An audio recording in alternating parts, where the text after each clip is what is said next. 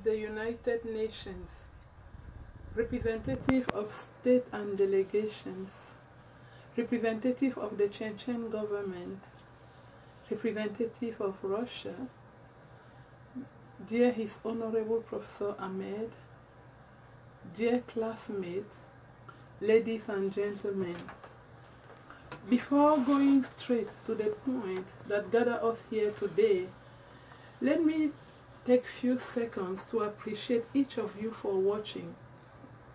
Thanks to AMU through our teacher, whose knowledge and wisdom have made this possible by creating this panel where we could sit, talk, elaborate and debate. Thank you, sir.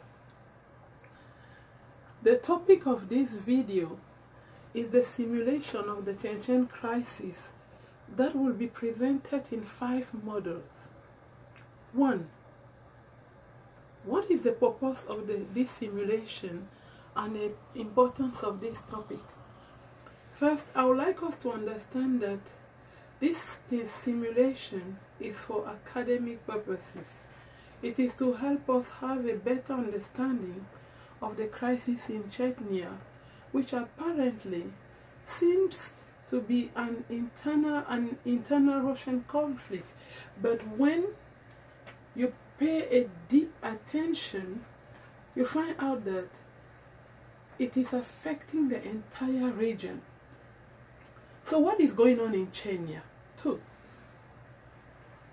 Recognized as a distinct people since the 17th century, Chenchen were active opponents of the Russian conquest of the Caucasus during the period of 1818 and 1917. In the 1815, Russia defeated leader Imam Shamil and his fighters who were aiming to establish an Islamic state. After the 1917 Russian Revolution, a declaration of independence by the Chenchen was met with occupation from Bolsheviks, who later established the Chenchen-Ingush Autonomous Region in 1924.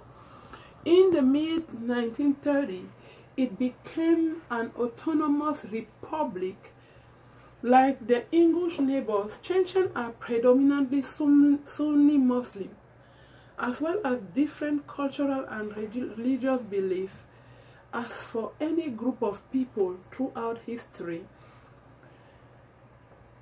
subdued by external rule or empire, external rule first by the brutal Russian Tsarist Empire and by the Soviet, was unpopular and tenuous. During the World War II, Chenchen Ingush unit collaborated with the invading German Nazis. As a result, in 1944, Stalin deported many residents to Central Asia and Siberia. The context of deportation and hostility towards the Chenchen is very, very important. Since the Soviets came to power, many Western competing imperial powers cooperated to try to overthrow the regime, including direct intervention in their revolution, a world trade embargo, and Hitler's attempt to destroy them, as well as the Cold War that followed, which is slowly being uncovered, including training and flying in assassin and saboteur.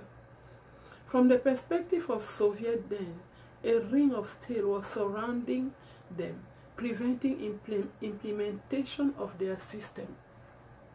Perceiving that to a threat for their nation by external power manipulating internal ethnic group, Stalin's reaction was brutal. Stalin believed Chenchen will welcome Nazi Germany in return for an independent Chechnya. The mass deportation of Chenchen people, among others, is estimated in the range of 400,000 million to 800,000 million, with perhaps 100,000 million or more of these people dying due to extreme conditions. With the death of Stalin in 1953, deportees were repatriated in 1956 and the Republic was re-established in 1957. This legacy helps explain why Chenchen nationalism has been more radical and anti-Russian than that of Russia's other Muslim ethnic minorities. It is essential also to recall that the independence movement of Chechnya date back to 1980 and are built in a strong opposition to the central power of Moscow. The first economic demands took place in 1988 in Gudern, the reason being the repatriation of the petroleum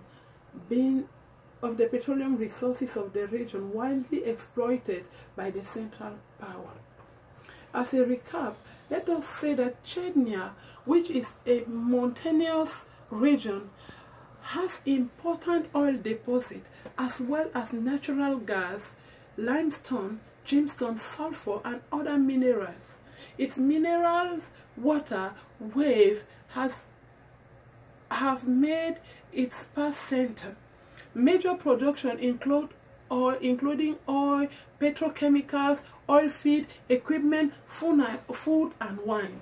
Most of Chenchen feel that they do not have a place within the administration of their territory.